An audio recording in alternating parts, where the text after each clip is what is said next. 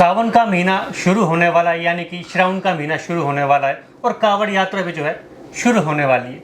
लेकिन इसमें जो है डेट का बड़ा मसला रहता है कि कब शुरू होना है, कब ख़त्म होना है। हर दिन हम देखते ही हैं फलानी डेट होगी, फलानी डेट होगी, लेकिन एग्जैक्ट पता नहीं चलता है। इस सब पर बातचीत करने के लिए हमारे साथ मौजूद हैं पंडित रोहित शास्त्री जी, जिनसे हम जानेंगे कि कब ये सावन का महीना शुरू होगा और इसमें होता क्या क्या है। सबसे पहले स्ट्रेट लाइन में आपका स्वागत है। आपका बहुत बहुत धन्यवाद। पंडित जी, मुझे बताएं, ये जो हम सावन का व्रत रखते हैं, इसका महत्व क्या है? ये शब्द श्रावण है, इसे हम सावन भी कहते हैं और जम्मू कश्मीर में सोन का महीना भी कहते हैं। और यहाँ पे दो मत हैं, संक्रांति से संक्रांति जिसे हम सौर मास कहते हैं, एक वो महीने का मत है, दूसरा पूर्णिमा से पूर्णिमा, उसको चांद्रमास कहते हैं। श्रावण संक्रांति 16 तारीख से प्रारंभ हुई थी, ये 16 अगस्त तक रहेगी। और श्रावण जो चांद्रमास है पूर्णिमा के बाद प्रारंभ होगा।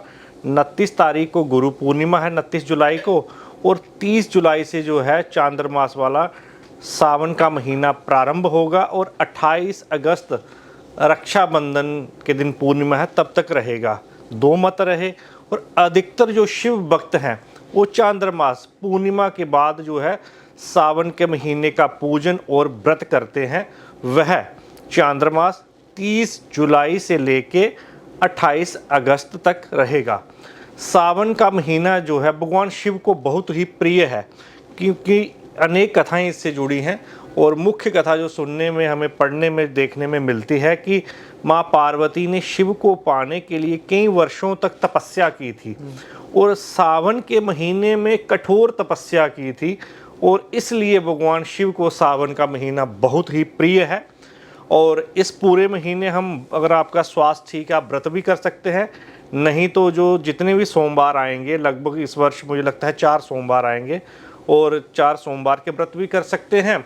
और ना कर पाएँ तो अंतिम वाले सोमवार का व्रत अवश्य करें। और जिन बालकों के विवाह में विलंब हो रहा है, कई बार कुंडली नहीं मिलती है, विवाह में वो लेट हो चुके हैं, तो सावन के महीने में भगवान शिव का पूजन करने से और सोमवार के व्रत करने से उनकी मनोकामनाएं पूर्ण होती हैं। और जिन कन्याओं का विवाह में विलंब हो रहा है, सावन के महीने में जो मंगलवार आते हैं उसे मंगला गौरी का व्रत कहते हैं, उनको माँ पार्वती और शिव का पूजन और व्रत मंगलवार को करना चाहिए, और उनकी भी मनोकामनाएं पूर्ण होंगी और योग्य वर जो है उनको प्राप्ति होगी। और जैसे मैंने कहा, अगर स्वास्थ्य ठीक है पूरे महीने व्रत कर सकते हैं, नहीं तो सोमवार को कर सकते हैं। प्रतिदिन शिव पूजन किया जाता है। और अगर आपके घर के पास मंदिर है तो आप वहाँ पे जाएं, अवश्य शिव पूजन करें। और आप मंदिर नहीं जा सकते हैं कई बार, तो घर में जो पार्थिव शिवलिंग है 9 इंच अंगुष्ठ मात्र का आप घर में उनका पूजन करें और उसके बाद उनको जल प्रवाहित करें। इन दिनों हमें जो है तामसिक चीज़ों का सेवन नहीं करना चाहिए, लहसुन प्याज आदि और तामसिक चीज़ों का सेवन नहीं करना चाहिए। जो इसका पूजन कर रहे हैं, व्रत कर रहे हैं, उन्हें चमड़े की वस्तु नहीं पहननी चाहिए, भूमि पे शयन करना चाहिए, पाप कर्म ऐसे भी नहीं करना चाहिए, और ख़ासकर सावन के महीने में उनको नहीं जो है ये करना चाहिए। बड़ा पवित्र महीना है और भगवान शिव की आराधना का ये महीना रहता है, क्योंकि चतुर्मास प्रारंभ हो चुके हैं। और शास्त्रों में भी कहा गया है चतुर्मास में भगवान शिव जो है इस सृष्टि की देख रेख करते हैं। और आप देख ही रहे हैं प्राकृतिक आपदाएं आ रही हैं, तो भगवान शिव का पूजन करना चाहिए, सबके मंगल के लिए हमें कामना करनी चाहिए। इस पूजा में जो है क्या क्या कुछ होता है, क्या क्या विधि रहती है? इस महीने आप रुद्राभिषेक भी कर सकते हैं, प्रतिदिन स्वयं करें तो अच्छा है, विद्वान पंडित जी से कर सकते हैं। और जिस प्रकार से आपने बात की है, सामग्री दूध, दही, शहद, घी, शक्कर, गंगाजल अर्पित कर सकते हैं शिवलिंग पे। और बेलपत्र भगवान शिव के प्रिय हैं। देसी अर्क तंदूरा, भांग के पत्ते या उनका रस, और भगवान शिव की जड़ी बूटी बूथ केशी और गुग्गल धूप आदि जो ऋतु फल हैं, और पान आदि वो आप उनको अर्पित कर सकते हैं। और जो आपकी श्रद्धा है वो आप चढ़ा सकते हैं दक्षिणा के रूप में। अच्छा, जैसे आपने बताया था तारा डूब गया है, ये तारा कब निकलेगा, कब शादियों का सिलसिला दोबारा शुरू होगा? बड़ा अच्छा प्रश्न किया। और पहले भी आपके चैनल के माध्यम से मुझे आपके चैनल के माध्यम से पूरे प्रदेश और मुझे राष्ट्र से भी फ़ोन आए, रोहित जी आपका इंटरव्यू देखा और आपके चैनल पे वो बड़ा लोकप्रिय रहा। और तारा अस्त हुआ है, गुरु तारा, शुक्र और गुरु को गुरु तारा ग्रह माना गया है। जब ये अस्त रहते हैं और मांगलिक कार्य वर्जित रहते हैं, नहीं होते हैं, ये 9 अगस्त तक रहेगा।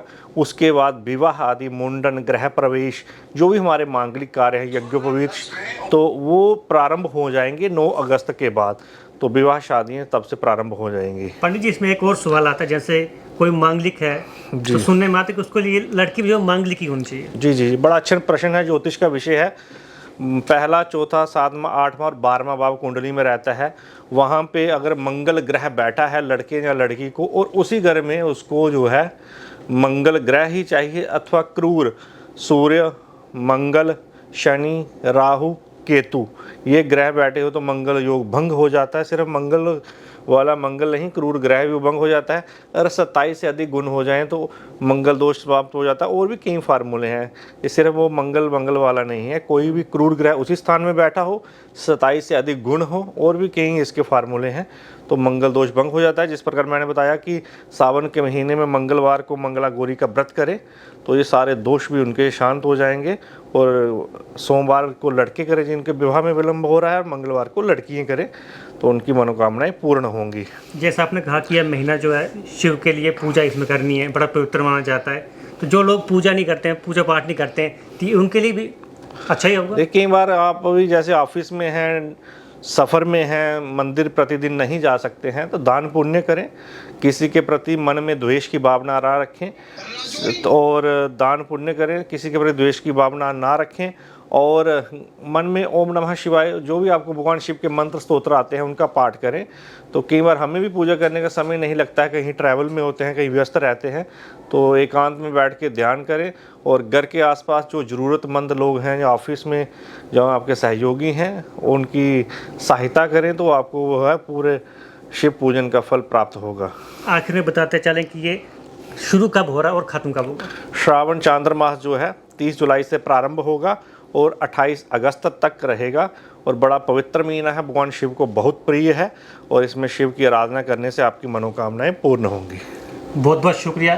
तो आप भी जो है अपनी भक्ति कर सकते हैं, फास्ट रख सकते हैं, यानी कि व्रत रख सकते हैं, और अपनी मनोकामना जो है पूरी कर सकते हैं। 30 जुलाई से जो है ये शुरू होने जा रहा है।